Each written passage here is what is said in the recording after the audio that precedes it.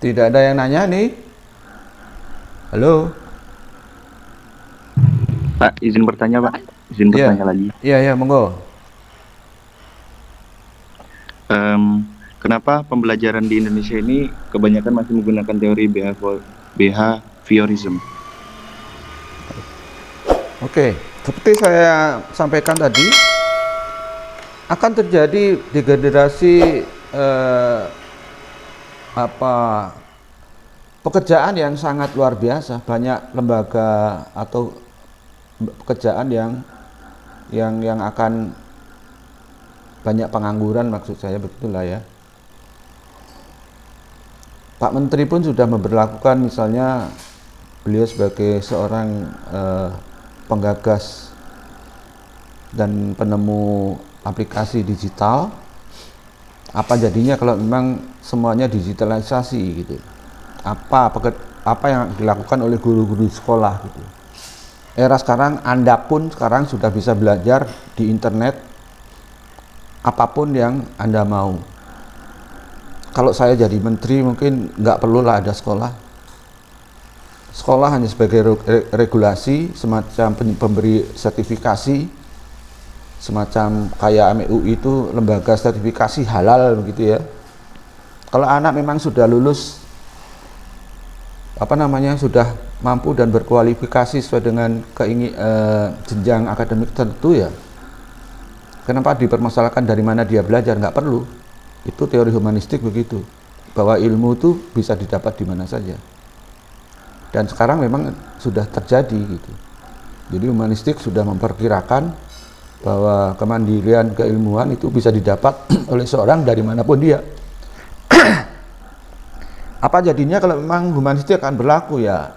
Negara kita belum siap, akan banyak pengangguran dan masyarakat masih menerima dengan hal itu. Memang akan terjadi perubahan yang sangat luar biasa. Humanistik hanya berlaku pada negara-negara yang sudah maju. Contohnya misalnya Belanda misalnya. Di Belanda itu sudah begitu individualistik, menjadi agama yang sudah dianut, bahwa dia mau apa saja terserah gitu. Kemerdekaan pribadi, kemampuan berpendapat dan sebagainya. Termasuk soft skill yang kita miliki ya, Pak. Maksudnya? Begini, Pak. Jadi untuk hal apa mengenai teori behaviorism ini, jadi itu bisa mempengaruhi atau dalam proses pembentukan soft skill yang kita miliki. Misalkan untuk kemampuan yang kita punya itu bisa dibentuk dari teori pembelajaran ini, Pak. Iya. Jadi seperti saya bilang tadi, behavioristik berlaku hanya pada negara-negara yang memang sudah siap dengan hal itu. Bahwa behavioristik masih berlaku pada negara-negara berkembang, iya, karena masyarakat masih menerima, masih eh, masih mendapatkan sesuatu yang berguna begitu. Tatkala terjadi gejolak dan tidak mau menerima hal yang sifatnya individualistik, tentu akan terjadi perubahan gitu. Behavioristik masih berlaku pada negara-negara yang berkembang maupun yang belum maju. Begitu kira-kira.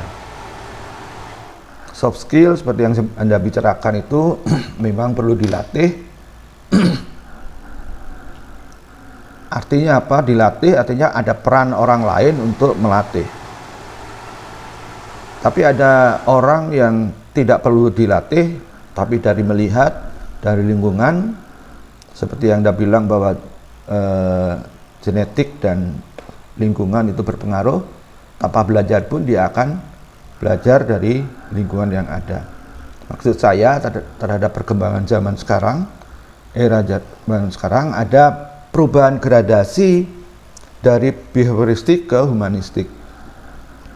Begitu.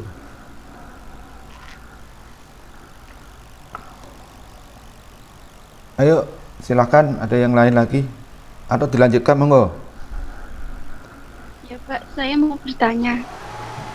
Ya, Pak, saya Eka dari kelas AB2 mau AB2 ya. menanyakan ke Bapak, masalah apa yang muncul jika proses pembelajaran teori behavioristik itu dilaksanakan gitu loh Pak?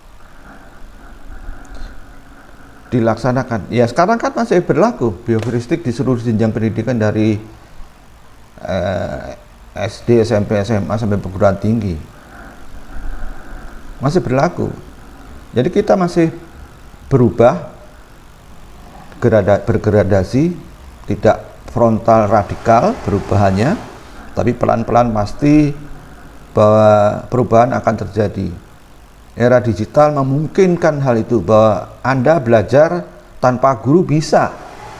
Anda belajar skill tertentu bisa, karena memang seluruh peralatan dan kondisi lingkungan yang ada.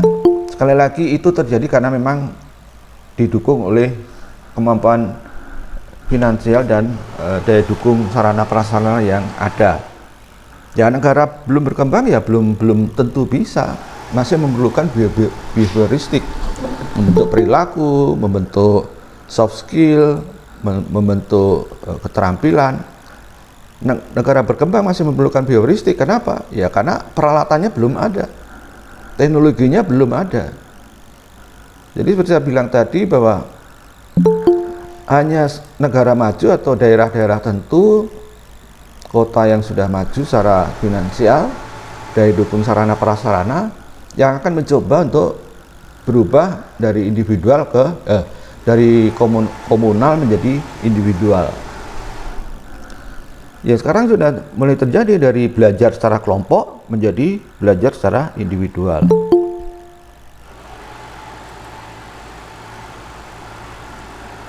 Di perusahaan-perusahaan tentu orang tidak mensyaratkan bahwa Anda harus S1 untuk bekerja. Tapi yang dilihat adalah skill. Bahwa pekerjaan di bidang A, skillnya adalah A, dan orang itu bisa dan mampu. Kenapa tidak? Tidak perlu lagi ditanyakan ijazah. Kenapa? Kan skillnya yang diminta. Seperti kesaksian Deddy Corbuzier menyampaikan bahwa di channelnya, bahwa sekarang sudah mulai terjadi itu. Sekolah akan mulai berubah, atau sekolah akan harus mengetahui keberadaannya, bahwa perubahan itu lambat laun akan terjadi dari kelompok komunal menjadi individual. Gitu ya.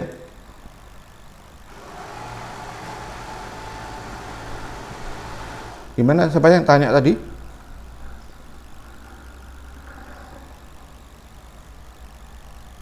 Halo. Jadi memang yang menarik perkembangan zaman sekarang, perkembangan terbaru, bahwa 3 pengaruh besar ilmu psikologi itu memang mulai terjadi pada saat sekarang.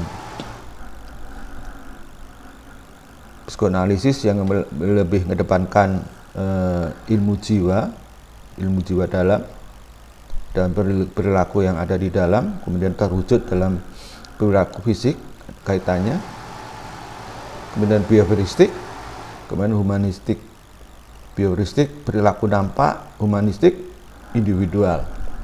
Nah, itu harus dipahami.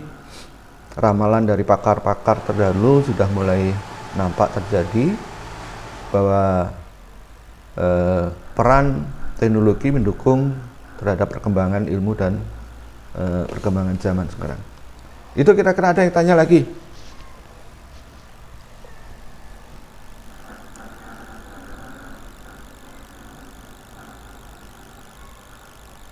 Baik, kalau tidak ada, setelah selesai pertemuan ini Anda isi absen di link e-learning ya. Anda isi absen, dan juga ada kuis yang kaitannya dengan mata kuliah hari ini, sehingga nampak fakta bahwa Anda memang hadir dalam kuliahnya. Begitu saja. Kalau tidak ada pertanyaan, saya tutup. Ya, baik, Pak. Oke. Oke, Pak. Oke. Baik.